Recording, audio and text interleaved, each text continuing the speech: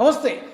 పాకిస్తాన్ రాజధాని ఇస్లామాబాద్‌లో ఒక పెద్ద బాంబు పేలుడు జరిగింది శుక్రవారం రోజు. ఈ బాంబు దాడిలో సుమారుగా 50 మందికి పైగా చనిపోయినట్టుగా మనకు వార్తలొస్తున్నాయి. కొన్ని ఛానల్స్‌లో 69 మంది కూడా అని చెప్తున్నారు. 170 మందికి పైగా గాయపడినట్టుగా తెలుస్తోంది. అది కూడా శుక్రవారం ప్రార్థనల తర్వాత ఈ పేలుడు సంభవించినట్టుగా ఒక సూసైడ్ బాంబర్ తనను తాను పేల్చేసుకొని ఈ యొక్క దాడి చేసినట్టుగా తెలుస్తోంది. మరి రాజధానిలోనే ఇంత పెద్ద పేలుడు జరిగిందంటే అక్కడ పాకిస్తాన్‌లో సెక్యూరిటీ ఎలా ఉందో మనకు అర్థమవుతోంది.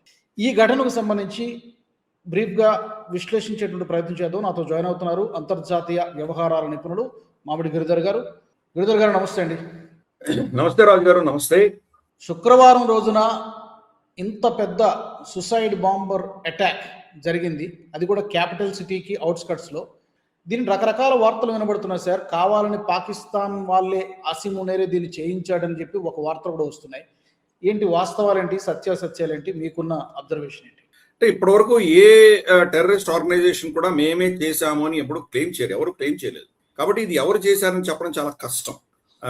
కానీ పాకిస్తాన్లో చాలా కాలంగా సున్నీ షియాల మధ్యలో ఉన్నటువంటి ఈ యొక్క ఘర్షణ కొత్తదేం కాదు, ఎప్పటి నుంచో ఉంది ఇది. చాలా సార్లు షియాల మస్జిదుల మీద వీళ్ళు దాడులు చేస్తారు, మళ్ళీ వీళ్ళు వాళ్ళ మస్జిద్ మీద ప్రతిదాడి చేస్తారు. ఇది చాలా కాలంగా నడుస్తుంది. షియాలు మనకు అహ్మదియాలు, బోరాలు, ఖోజాలు, తర్వాత మనకు ఇటువంటి సోకాల్డ్ ఇస్మాయిలీలు, అంటే ఈ యొక్క సోకాల్డ్ ఇస్లాంలో ఉన్నటువంటి మైనారిటీ వర్గాలు, సున్నీ కానటువంటి వర్గాలు ఎవరైతే ఉన్నారో వీళ్ళందరూ కూడాను 1946-47లో పెద్ద ఎత్తున ఓటేసి పాకిస్తాన్ కావాలి అని కోరుకున్నారు. ఈ రోజు వాళ్ళ పరిస్థితి ఏమవుతుందో అక్కడ చూస్తున్నాం. సరే, హిందువులు అక్కడ మొత్తం సర్వనాశనం అయిపోయారు. హిందువులు, తర్వాత మన సిక్కులు, తర్వాత క్రిస్టియన్స్, వీళ్ళందరినీ అక్కడ చంపేశారు, లేదా అక్కడి నుంచి మత మార్పిడి చేసి వాళ్ళని అబ్జర్వ్ చేసేస్తున్నారు. ఈరోజు వీళ్ళ పరిస్థితి, సో కాల్డ్ ఇస్లాంలో ఉన్నటువంటి మైనారిటీ సెక్ట్స్ ఏవైతే ఉన్నాయో వాళ్ళ పరిస్థితి ఈరోజు చూస్తున్నాము. ఇన్ఫాక్ట్ అహ్మదియాలని ముస్లిమ్స్ కాదు అని చెప్పి వాళ్ళ చట్టంలో సవరణ చేసి వాళ్ళు దాన్ని కాఫిర్ల కింద వాళ్ళని డిక్లేర్ చేశారు. కాబట్టి వాళ్ళ మస్జిద్లో ఎప్పుడు కూడా దాడులు జరుగుతుంటాయి. అలాగే షియాలు కూడా అంతే. కాబట్టి ఇది ఈరోజు కొత్త విషయం ఏం కాదు, ఈరోజు చాలా కాలంగా జరుగుతున్నది, ఈరోజు కూడా జరిగింది ఒక అంశం. రెండవది, ఇప్పుడే ఎందుకు జరిగినటువంటి ఘటన చుట్టుపక్కల దాన్ని ఇప్పుడు అదే సమయంలో జరుగుతున్నటువంటి పరిణామాలు ప్రపంచవ్యాప్తంగా చూస్తే ఇది ఏదో ఐసోలేట్ గా జరిగింది అని మనం అనుకోవడానికి వీలు. ముఖ్యంగా మనం చూస్తే కనుక ఇరాన్కిను తర్వాత అమెరికాకి మధ్యలో, ఇద్దరు మధ్యలో ఒమాన్లో చర్చలు జరుగుతున్నాయి. వాళ్ళ న్యూక్లియర్ ఒప్పందం గురించి సంబంధించిన విషయాలు కావచ్చు, ఇరాన్ ఏమో వాళ్ళకు ఆంక్షలు ఎత్తేయమని చెప్పి వాళ్ళు అడగడం కావచ్చు, ఒక డీల్ అనేది జరుగుతోంది, చర్చ జరుగుతోంది. ఈ చర్చ జరుగుతుండగా అమెరికా బెదిరిస్తోంది. వాళ్ళ ఫ్లీట్ అందరినీ కూడా పర్షియల్ గల్ఫ్ ఆ ప్రాంతం అంతా కూడా మోహరింపజేశారు. ఒకవేళ ఇరాన్ కనుక వాళ్ళు చెప్పినటువంటి షరతులు ఒప్పుకోకపోతే ఇరాన్ మీద దాడి చేయడానికి అమెరికా సిద్ధపడుతుంది. మరి అమెరికా దాడి చేస్తే ఆ ప్రాంతం అంతా అతలాకుతలమయ్యేటువంటి ప్రమాదం ఉంది. సున్నీలు షియాలు ఇద్దరి మధ్యలో ఘర్షణలో అమెరికా సున్నీ పక్షం తీసుకుంది. మనకు Saudi Arabia, UAE, Qatar, Oman, తర్వాత మనకు బహ్రెయిన్, కువైట్, ఇటువంటి ఈ సున్నీ దేశాలన్నీ కూడాను అమెరికా కూటమిలో ఉన్నాయి. వీళ్ళకి వ్యతిరేకంగా షియా కూటమైనటువంటి ఇరాన్ ఉన్నది. కాబట్టి ఇరాన్ మీద దాడి చేస్తే కనుక మామూలుగా సున్నీలకు అది ఒక సంతోషకరమైన విషయం ఉండాలి. కానీ ఈరోజు సున్నీ దేశాలన్నీ కూడాను అమెరికా జోక్యం వాళ్ళు సహించట్లేదు. మా స్థావరాలను వాడుకొని మీరు ఇరాన్ మీద దాడి చేయకండి అని చెప్పి ఈ దేశాలన్నీ కూడాను అమెరికా ఖరాఖండిగా చెప్పినాయి. సో మరి ఇంకా మిగిలింది అమెరికాకి ఆ సున్నీ ప్రపంచంలో ఒక పాకిస్తాన్ ఒకటే మిగిలింది. పాకిస్తాన్ యొక్క స్థావరాలని, పాకిస్తాన్ ఎయిర్ బేసెస్ ని వాడుకుని అమెరికా వాళ్ళ డ్రోన్స్ వెళ్ళి ఇరాన్ మీద సర్వేలెన్స్ చేయడము, రికగ్నైజెన్స్ చేయడము, ఇవన్నీ చేస్తున్నారు. రేపటి రోజు ఇరాన్ మీద దాడి చేయాలంటే పాకిస్తానీ ఎయిర్ స్పేస్, పాకిస్తానీ భూభాగాన్ని వాడుకోబోతోంది అమెరికా. అందుకనే సడన్ గా Asim Munir my great field marshal అని, పాకిస్తాన్ చాలా గ్రేట్ అని ఇవన్నీ ఎందుకు చెప్తున్నాడంటే కానీ వాళ్ళని వాడుకోబోతున్నాడు, ఇరాన్కి వ్యతిరేకంగా వాడుకోబోతున్నాడు కాబట్టి చేస్తున్నాడు. సో దాంతో ఇదొక యాంగిల్ ఉంది. అక్కడ సున్నీ షియా డివైడ్ అనేది పాకిస్తాన్ కూడా రిఫ్లెక్ట్ అవుతుంది అనేది ఒక అంశం. ఇంకొక అంశం ఏంటంటే దీంట్లో ఎవరు క్లెయిమ్ చేస్తారు? షియాలను చంపవలసినటువంటి శక్తులు 2-3 ఉన్నాయి. ఒకటి మనకు ఒక సున్నీ షియా ఇద్దరు కూడాను టెర్రరిస్ట్ ఆర్గనైజేషన్స్ ఉన్నాయి, ఒకరినొకరు చంపుకుంటుంటారు, వాళ్ళ పేర్లు మారుతూ ఉంటాయి. ఆ లోకల్ యాంటీ షియా టెర్రరిస్ట్ గ్రూప్ అటాక్ చేసిందా తెలియదు మనకి. ఇంకొకటి ఇస్లామిక్ స్టేట్ ఖొరాసాన్ ప్రావిన్స్ ఉంది, ISKP అని ఉంది. వాళ్ళు అటాక్ చేశారా? వాళ్ళు కూడా షియాలను టార్గెట్ చేస్తారు. అలాగే బలూచీలను బలూచి లిబరేషన్ ఆర్మీని టార్గెట్ చేస్తారు. టెహ్రీకే తాలిబాన్ పాకిస్తాన్ TTPని టార్గెట్ చేస్తారు. వాళ్ళ నైజం ఏంటంటే పాకిస్తానీ ప్రభుత్వానికి, పాకిస్తానీ సైన్యానికి వ్యతిరేకంగా ఉన్న శక్తులన్నింటినీ వీళ్ళు టార్గెట్ చేస్తారు. అంటే మనకు స్పష్టంగా అర్థమవుతోంది వీళ్ళు ISI ప్రేరేపిత శక్తి అని మనకు అర్థమవుతుంది. ISI వాళ్ళకు ఫండింగ్ ఇస్తుంది, ISI వాళ్ళకు మొత్తం ట్రైనింగ్ అంతా ఇస్తుంది. ఎవరికి? ISKPకి. ISKP కనుక ఈ ఘటన చేసి ఉంటే తప్పకుండా ఇది ISI హస్తం దాంట్లో ఉంటుంది. చాలా హ్యాండిల్స్ మనకు చెప్తున్నాయి. ట్విట్టర్లో వెళ్ళి మనం చూసామంటే చాలా హ్యాండిల్స్ ఏం చెప్తున్నాయంటే ఇది పాకిస్తానీ సైన్యమే అదే పనిగా చేసింది, ఒక ఫాల్స్ ఫ్లాగ్ ఆపరేషన్ అని చెప్తున్నారు. ఫాల్స్ ఫ్లాగ్ ఆపరేషన్ అంటే తమ ప్రజల మీద తమే దాడి చేసుకుని ఇంకెవరి మీదో ఆ నిందను మోపడం అన్నది ఫాల్స్ ఫ్లాగ్ ఆపరేషన్. ఇది చేసి భారతదేశం మీదో లేకపోతే ఆఫ్ఘనిస్తాన్ మీదనో ఒక నేరం మోపేటువంటి ప్రయత్నం జరుగుతోంది, ఒక వర్గం అలా విశ్వసిస్తుంది. ఇంకొంతమంది ఏం చెప్తున్నానంటే రాబోయే ఒక కొన్ని 2 రోజులు అంటే మనకు ఆదివారం వచ్చేసరికి ఫిబ్రవరి 8వ తారీఖున వచ్చేసి మనకు పెద్ద ఎత్తున ఒక ర్యాలీ వీళ్ళ ఇమ్రాన్ ఖాన్ పార్టీ తెహ్రీకే ఇన్సాఫ్ పార్టీ పెద్ద ర్యాలీ ప్లాన్ చేశారు. ఇమ్రాన్ ఖాన్ ఆరోగ్యం చాలా క్షీణిస్తున్నది, అతని మానవ హక్కులు ఉల్లంఘన అవుతున్నాయి, ఈ ప్రభుత్వం పాకిస్తాన్ వ్యతిరేకంగా పనిచేస్తోంది, చట్టబద్ధంగా న్యాయబద్ధంగా ప్రజాస్వామ్య పద్ధతిగా మాకు మళ్ళీ సత్తా ఇవ్వాలి అని చెప్పి వాళ్ళకి వ్యతిరేకంగా ఇప్పుడున్నటువంటి ప్రభుత్వానికి ప్రభుత్వం అంటే ఏంటి? సైన్యమే. వాళ్ళకి వ్యతిరేకంగా ర్యాలీ చేద్దామని ప్లాన్ చేస్తున్నారు. కాబట్టి ఇస్లామాబాద్ లో అస్థిర వాతావరణం ఉన్నది, టెర్రరిస్ట్ అటాక్స్ అవుతున్నాయి అని చెప్పి ఒక కర్ఫ్యూ లాంటిది ఇంపోజ్ చేసి ఆ ర్యాలీని ఏదో విధంగా ఆపేటువంటి ప్రయత్నం కూడా దానికోసం అని పాకిస్తాన్ ఆర్మీ చేయించింది. ఇంకొక యాంగిల్ ఉంది. ఇంకొక యాంగిల్ ఏంటంటే అసీం మునీర్ ప్రపంచవ్యాప్తంగా తిరుగుతూ అప్పులు తీసుకురావడానికో లేదా బలూచిస్తాన్ అమ్మేయడానికో ఆయన ప్రయత్నాలు ఆయన చేస్తున్నాడు. భారతదేశానికి వ్యతిరేకంగా కూటమి ఏర్పాటు చేసే ప్రయత్నంలో ఆయన చాలా బిజీగా ఉంటే ఆయన యావత్ జీవితకాలం కూడా ఆయన ఫీల్డ్ మార్షల్ గా ఉండబోతున్నాడు. కాబట్టి ఆయన ఫీల్డ్ మార్షల్ అయిన తర్వాత చాలా నష్టపోయినటువంటి ఆ పదవి రాకుండా పోతున్నటువంటి వ్యక్తులందరూ కూడాను ఏదో విధంగా ఈయనను కించపరిచి ఈయనకి ఏదో దెబ్బ కొట్టాలన్న దిశగా ఒక పాకిస్తానీ ఎస్టాబ్లిష్మెంట్ లోనే కొంతమంది ఈ చర్య చేసి ఉండొచ్చు అని ఇంకొక వర్షన్ నడుస్తుంది. ఇవన్నీ కూడా స్పెక్యులేషన్. నేను పాకిస్తాన్ లో నాకు ఉన్నటువంటి కాంటాక్ట్స్ మా ఫ్రెండ్స్ అందరూ అడిగారు, ఎవరు కూడా దీన్ని కరాఖండిగా ఇది అని చెప్పలేకపోతున్నారు. కానీ మెజారిటీ అందరూ కూడా పాకిస్తాన్ ఆర్మీ ప్రేరణ లేకుండా జరగలేదు అని అంటున్నారు. ఎక్కడో పాకిస్తాన్ ఎస్టాబ్లిష్మెంట్ హస్తం ఉన్నది అని చాలా మంది చెప్తున్నారు. సో చూద్దాం ఫైనల్ గా ఇది ఎవరు క్లెయిమ్ చేస్తారో. రేపు ఎవరైనా క్లెయిమ్ చేస్తే నిజంగా వాళ్ళు క్లెయిమ్ చేసిన వాళ్ళు ఊరికే పాకిస్తాన్ ప్రభుత్వం పాకిస్తాన్ సైన్యం వాళ్ళని క్లెయిమ్ అని చెప్పిందా, నిజంగా వాళ్ళు చేశారా, ఇవన్నీ కూడాను రాబోయే రోజుల్లోనే మనకు తెలుస్తాయి. అయితే సార్ ఇందులో ఇది మీరు అన్నట్టుగా ఫాల్స్ ఫ్లాగ్ ఆపరేషన్ అయి ఉంటే గనక, ఆర్మీనే కావాలని చేయించి ఉంటే గనక 2 ఆప్షన్స్ కనబడుతున్నాయి. ఆ నెపాన్ని ఎయిదర్ ఆఫ్ఘనిస్తాన్ పైకి లేదా భారత్ పైకి నెట్టేయడానికి అవకాశం ఉందన్నది. పాసిబిలిటీస్ ఎక్కువ ఎవరిపైకి దాడి చేయడానికి అవకాశం ఉంది? భారత్ పైకా ఆఫ్ఘనిస్తాన్ పైకా? తెలియదు మనకి. ఎందుకంటే ఆఫ్ఘనిస్తాన్ చాలా వీక్ దేశం, వాళ్ళకి అంత శక్తి లేదు. కానీ వాళ్ళని పాకిస్తాన్ చావదెబ్బ కొట్టారు బార్డర్లో, చాలా గణనీయంగా దెబ్బ తగిలింది వాళ్ళకు. కానీ ఎయిర్ ఫోర్స్ లేదు వాళ్ళ దగ్గర, మిజైల్స్ లేవు వాళ్ళ దగ్గర, పెద్ద పెద్ద మిజైల్స్ లేవు. బార్డర్లో సరిహద్దులో ఏదైనా వాళ్ళు దాడులు చేసినా చేయొచ్చేమో కానీ వీళ్ళు వెళ్ళి కాబూల్లోనో కండహార్లోనో ఎక్కడో లోపల వెళ్ళి కొట్టి రాగలిగిన క్షమత పాకిస్తాన్కి ఉన్నది. వీళ్ళ దగ్గర డ్రోన్స్ ఉన్నాయి, వీళ్ళ దగ్గర ఎయిర్ క్రాఫ్ట్స్ ఉన్నాయి, ఇవన్నీ ఉన్నాయి. కాబట్టి బహుశా అక్కడ ఏదో విజయం సాధించినట్టు చూపించాల్సిన ఆవశ్యకత అసిమునికి ఉండొచ్చు. ఎందుకంటే భారతదేశాన్ని ఏం చేయలేడు. కానీ వాళ్ళ ప్రజలకి ఈరోజు ప్రజలు ఆయన ప్రశ్నిస్తున్నారు. క్రమేపీ ఆపరేషన్ సింధూర్ సంబంధించినటువంటి డీటెయిల్స్ బయటకు వచ్చే కొద్దీ వీళ్ళ ఫాల్స్ నెరేటివ్ ఎక్స్పోజ్ అవుతుంది. అసీం మునీర్ వాళ్ళ ఎస్టాబ్లిష్మెంట్ యొక్క ఫాల్స్ నెరేటివ్ ఎక్స్పోజ్ అవుతుంది. కాబట్టి ఏదో విధంగా ఒక విజయం చూపించాల్సినటువంటి ఆవశ్యకత అసీం మునీర్కి ఉంది. కాబట్టి ఏదైనా చేయబోతున్నాడా అనేది ఒక అంశం. రెండవది, ఇరాన్ కి మెసేజ్ వెళ్తోంది, మేము సున్నీ షియా యుద్ధంలో మేము సున్నీల పక్షాన్ని నిలబడతాము, షియాలకు వ్యతిరేకంగా ఉంటామని ఇరాన్కి ఒక మెసేజ్ ఇచ్చినట్టు ఉండొచ్చు. అంటే సున్నీల పక్షాన ఉన్నటువంటి అమెరికాని సమర్థిస్తాము అన్నటువంటి ఒక మెసేజ్ కూడా ఉండొచ్చు, మనకు తెలియదు. అందుకని ఇవన్నీ కూడా ఏంటంటే స్పెక్యులేషన్. బహుశా వీళ్ళు ఎవరు కాకుండా నేను ఇందాక చెప్పినట్టు అసీం మునీర్ని ఏదో విధంగా కించపరచడానికి వాళ్లలోనే ఒక ముసలం పుట్టి ఎవరైనా దీన్ని చేయించారో అది కూడా మనకు తెలియదు. ఇవన్నీ స్పెక్యులేషన్ ఇప్పటికైతే. రాబోయే కొన్ని గంటల్లోనో 1-2 రోజుల్లోనో ఈ డీటెయిల్స్ మన బయటకు వస్తాయి. పాకిస్తాన్ దాన్ని దాచిపెట్టే ప్రయత్నం చేస్తుంది, కానీ అంతర్జాతీయంగా చాలా మందిని అబ్జర్వ్ చేస్తున్నారు కాబట్టి ఏదో విధంగా ఇది లీక్ అయ్యి తీరుతుంది.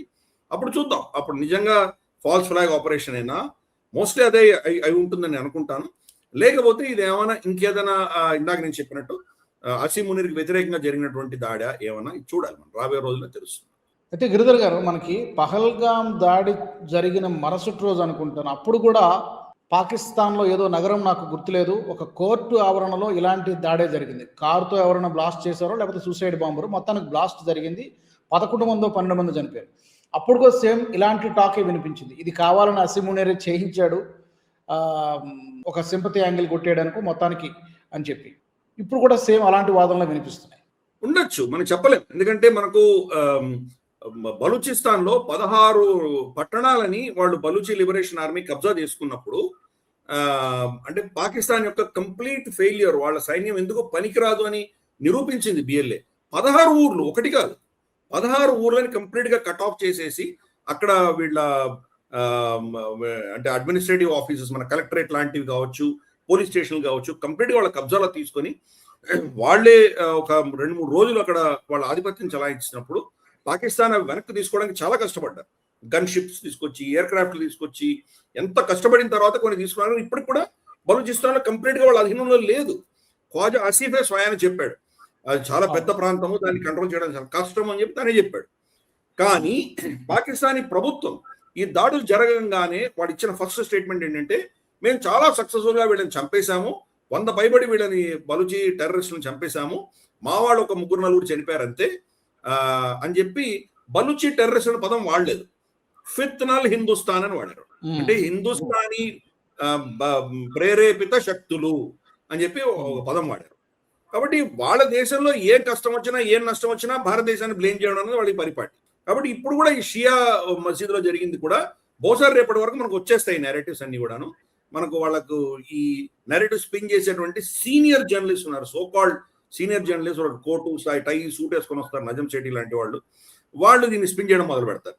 ఇది భారతదేశమే చేసింది, మన దగ్గర సున్నీ షియాల మధ్యలో గొడవ తీసుకురావడానికి, ఇరాన్ ని మన మీద ప్రేరేపించడానికి వీళ్ళే చేశారు వీళ్ళు, ఇటువంటివన్నీ కూడా నేరేటివ్ వచ్చేటువంటి ప్రమాదం ఉంది. అందుకనే తెలియదు మరి ఆఫ్ఘనిస్తాన్ వాళ్ళు వాడుకుంటారా, లేదా భారతదేశాన్ని మీద ఏదో బ్లేమ్ చేసి అమెరికా దగ్గర వెళ్ళి ఏదైనా చేస్తారా. ఎందుకంటే 2 రోజుల క్రితం డొనాల్డ్ ట్రంప్ టారిఫ్లు తగ్గించినటువంటి అనౌన్స్మెంట్ చేశాడు కదా ఆయన.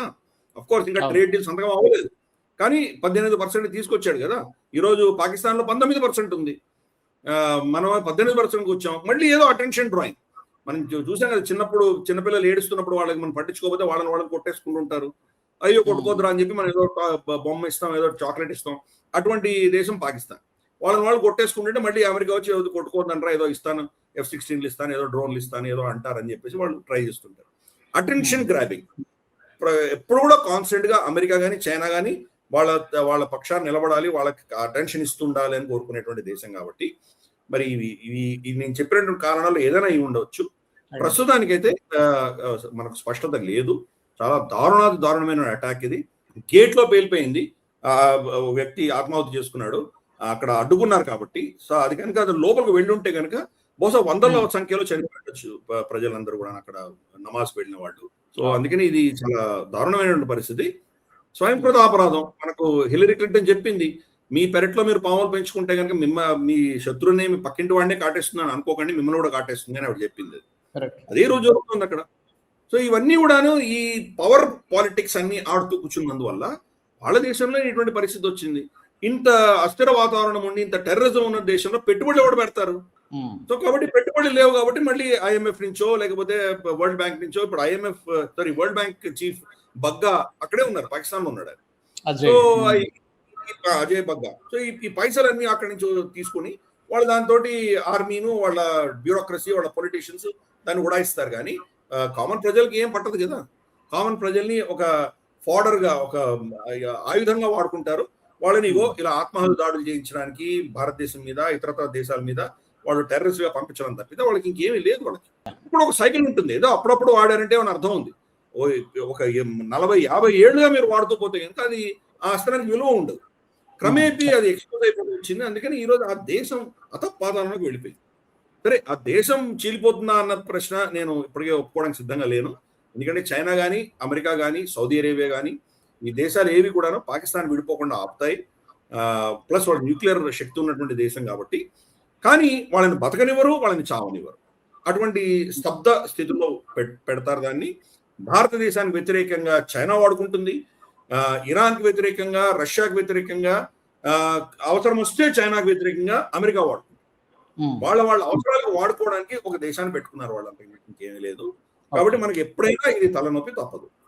సార్ చివరిగా ఎలాగూ అంటే బలూచిస్తాన్ ప్రస్తావన కూడా వచ్చింది కాబట్టి ఇప్పుడు ఏర్పాటువాద ఉద్యమం చాలా తీవ్రంగా జరుగుతోంది. గత సంవత్సరంన్నర నుంచి ఈ మధ్య ఫిమేల్ మహిళా సూసైడ్ బాంబర్లు కూడా దాడులు చేస్తున్నారు. ఇది చాలా పీక్స్ లో ఉందని అంటున్నారు. ఏమన్నా సెపరేట్ అవడానికి స్కోప్ ఉందా, లేకపోతే అలాంటిది ఏమీ జరగదంటారా నియర్ ఫ్యూచర్? ఇంత శక్తి ఉన్నటువంటి ఇన్ని అస్త్రశస్త్రాలు ఉండి, ఎయిర్ క్రాఫ్ట్లు ఉండి, న్యూక్లియర్ వెపన్స్ ఉన్నటువంటి పాకిస్తానీ సైన్యమే దాన్ని వాళ్ళు కంట్రోల్ చేయలేకపోతున్నారు. గన్నులు పెట్టుకొని కొండల మీద ఉన్నటువంటి ఈ టెర్రరిస్ట్ ఆర్గనైజేషన్స్ అందామా, లేదా స్వచ్ఛందంగా యుద్ధం చేస్తున్నటువంటి కొంతమంది మాత్రమే అంత పెద్ద ప్రాంతాన్ని ఎలా వాళ్ళు జయించగలరు? కాబట్టి వాళ్ళు జయించలేరు, వీళ్ళు జయించలేరు. ఈ స్పర్ధ, ఈ యొక్క ఘర్షణ, ఈ యొక్క రక్తపాతం జరుగుతూనే ఉంటుంది. ఒక పట్టాన్ని దానికి స్వతంత్రం వచ్చేటువంటి అవకాశాలు లేవు.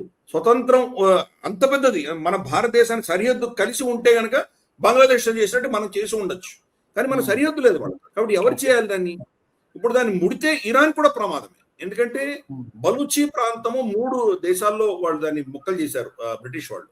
కొంత భాగం ఆఫ్ఘనిస్తాన్కి ఇచ్చారు, కొంత భాగం ఇరాన్కి ఇచ్చారు, కొంత భాగం పాకిస్తాన్లో ఉంది. కాబట్టి దాన్ని ఒకవేళ ఇరాన్ సమర్థించిందంటే రేపటి రోజు ఇరాన్ లో ఉన్నటువంటి సిస్టాన్ బలూచిస్తాన్ కూడా మేము స్వతంత్ర బలూచిస్తాన్ లో కలుస్తామన్నటువంటి ఇబ్బందులు వాళ్ళకు కూడా వస్తాయి. అందుకని ఎవరు అనుకుంటట్లేదు, భారతదేశం అసలు మనం పట్టించుకోవట్లేదు, మనం వాళ్ళకి ఏం సమర్థన ఇవ్వట్లేదు. సో కానీ అక్కడ ఏం జరిగినా మనమే చేస్తున్నామని పాకిస్తాన్ చెప్పుకుంటున్న నేరేటివ్ అంతకు మించి ఇంకేం లేదు, మనం ఏం చేయట్లేదు. అందుకని అక్కడ వాళ్ళకి స్వతంత్రం వచ్చేటువంటి అవకాశాలు ఏ కొసాన కూడా లేవు. కానీ అక్కడికి వెళ్ళి పాకిస్తాన్ కానీ, అమెరికా కానీ, చైనా కానీ వాళ్ళ ప్రాజెక్టులు పెట్టడమో, అక్కడ వాళ్ళ ఖనిజాలు తీయడమో ఇటువంటివి కూడా చేయలేరు. చేస్తే కనుక చాలా పెద్ద మూల్యం చెల్లించుకోవాల్సి వస్తుంది. బాడీ బ్యాగ్స్ ఇంటికి వస్తాయి. అమెరికన్ బాడీ బ్యాగ్స్ కావచ్చు, చైనీస్ కావచ్చు, లేదా పాకిస్తాన్ సైనికులు కావచ్చు. చాలా పెద్ద మోతాదుని వీళ్ళు చనిపోవడం అనేది ఖాయం. కాబట్టి అస్థిర వాతావరణం ఉంటుంది. పాకిస్తాన్ మీద ఇన్వెస్ట్ చేసి పాకిస్తాన్ కావాలి అని కోరుకుంటున్నటువంటి శక్తులు పాకిస్తాన్ ఉండాలి అనుకున్నంత వరకు బలూచిస్తాన్కి సపరేట్ వాళ్ళకి వేరే స్వయం ప్రతిపత్తి రాదు. ఎప్పుడైతే ఈ శక్తులు పాకిస్తాన్ ఉండక్కర్లేదు అని నిర్ణయించుకుంటాయో ఆ రోజు బలూచిస్తాన్కి స్వతంత్రం వస్తుంది.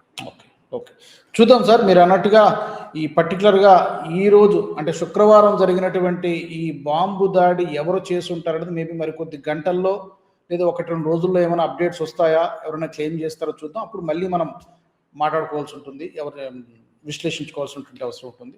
Thank you so much Giridhar గారు, ధన్యవాదాలు. నమస్తే సార్. మరి మా ప్రేక్షకులు కూడా ఈ ఎపిసోడ్కి సంబంధించి మీ వాల్యుబుల్ ఫీడ్బ్యాక్ని తప్పకుండా కామెంట్ సెక్షన్లో తెలియచేయండి. అలాగే మా ఛానల్ నుంచి ఇంకా ఎలాంటి అంశాలను మీరు కోరుకుంటున్నారో అది కూడా మీరు తప్పకుండా మాకు కామెంట్స్ ద్వారా మీరు తెలియచేయచ్చు. వచ్చే ఎపిసోడ్లో కలుద్దాం. జై హింద్. ఈ వీడియో మీకు నచ్చినట్టయితే లైక్ చేయండి, 10 మందికి షేర్ చేయండి. అలాగే కామెంట్ల రూపంలో మీ అభిప్రాయాలను మాతో పంచుకోండి. Nationalist hub group of channels ను సబ్స్క్రైబ్ చేసుకుని తెలుగునాట జాతీయవాద జర్నలిజాన్ని ప్రోత్సహించండి. ఈ వీడియో కింద ఉన్న బెల్ ఐకాన్ పై క్లిక్ చేయడం మర్చిపోవద్దు.